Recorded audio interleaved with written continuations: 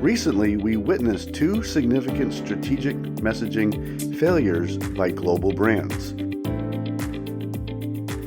As you rise into more senior finance and accounting roles, you will have opportunities to communicate key information about your company. When speaking for the company externally, you must use the proper context when communicating your message.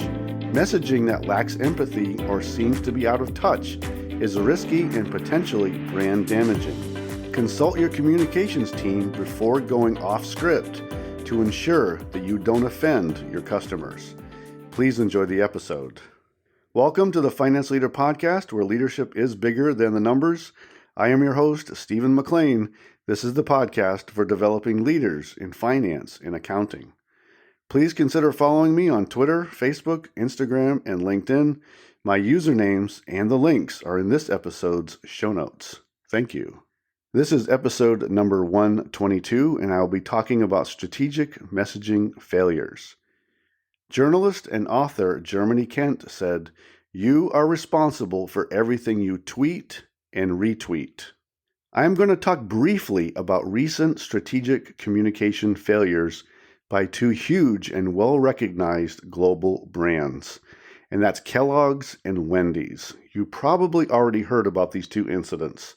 Both created outrage from consumers who showed that the companies did not possess any idea what people are currently experiencing regarding economic conditions. In case you missed it, I'll give a brief overview of both failures.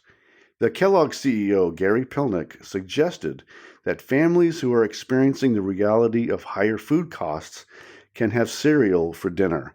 Though a valid possibility, and trust me, I often eat cereal at all times of the day and night, the suggestion came off as arrogant and extremely out of touch because of the tight budgets that are being experienced by many families, and many people are losing their jobs right now.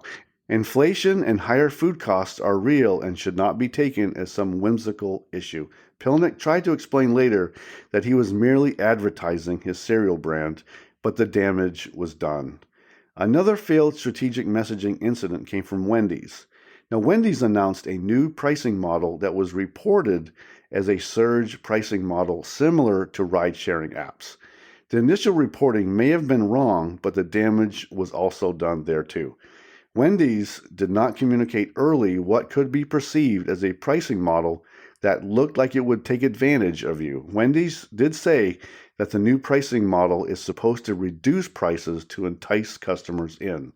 You can destroy your company's brand and your own personal brand in moments through failed strategic messaging by looking out of touch with a struggling population. No one wants to hear from a multimillionaire with any suggestions that lack empathy or is condescending. I am mentioning this today because it's important for finance and accounting teams and their leaders to be knowledgeable about strategic messaging, since you may find yourself on an earnings call or as a guest on a podcast like this, or quoted in an article, and in many other ways. Sending the wrong message can result in great harm to the brand, even if reporters get it initially wrong. You have to be proactive with your strategic messaging.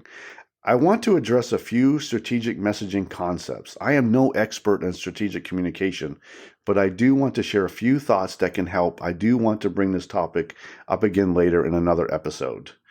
The first issue to consider is consistency. External messaging must be consistent to avoid confusion. Your communications team should help you prepare if you must speak for the company externally. Consistency keeps the messaging the same for every situation. It helps your customer to know what is happening. If your company will be rolling out a new significant policy or change in their products or services, get the messaging out early before someone else can misinterpret your intentions. Everyone who speaks must be consistent in tone and context.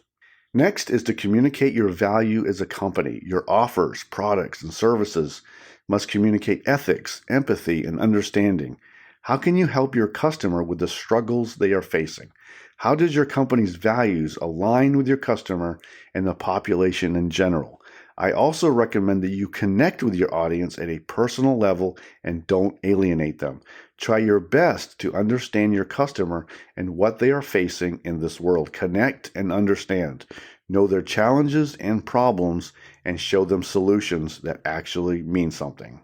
Finally, use great judgment when attempting humor or going off script. The best advice is to limit your humor and going off script. Stick to the talking points and facts. Be likable, but understand your audience and your customer. Now for action today, are you prepared to talk and communicate in a public forum about your company that is value added and will not cause massive brand harm? If not, develop your strategic messaging skills to become more prepared. Engage with your communications team to learn more. Today, I talked briefly about strategic messaging fails. My desire for this shorter episode today was to remind us to use some better judgment when communicating in public. Talking off script or attempting humor can be very detrimental to your brand and your own career. We all need training and development in strategic communication as we rise in our career. Always consult with your communications team before talking publicly about the company. Rehearse your message and be prepared for possible questions. Don't damage the brand and always think before you speak.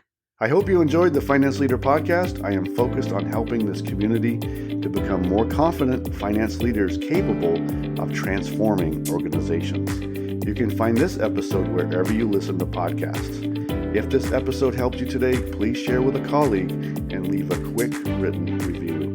Until next time, you can check out more resources at financeleaderacademy.com and sign up for my weekly updates so you don't miss an episode of the podcast. And now, go lead your team, and I'll see you next time. Thank you.